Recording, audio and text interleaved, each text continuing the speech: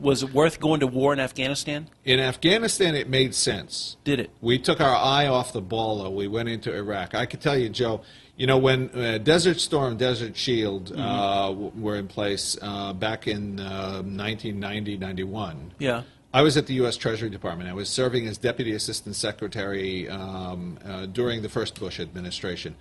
And I loved my job there. But I was so dedicated, I was so convinced that that was the right war, that I almost volunteered to join the Defense Department and go to that. I didn't for family reasons, but I was this close to doing it.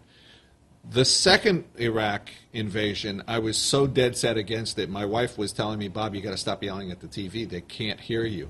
It was completely the wrong policy. Anybody who knew anything about the Middle East would tell you that Iraq had nothing to do with it. I personally spoke with Brent Scowcroft, who you may remember. Yeah, he opposed it. He was a four-star general, two-time national security advisor, and the best friend of the old, the first President Bush, the father. Right. And he all but threw his body in front of the train that was going on this into Iraq. I was dead set against it, and I think that was a huge, serious mistake for the United States.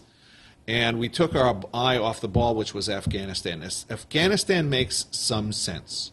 We should have spent a lot more attention on it.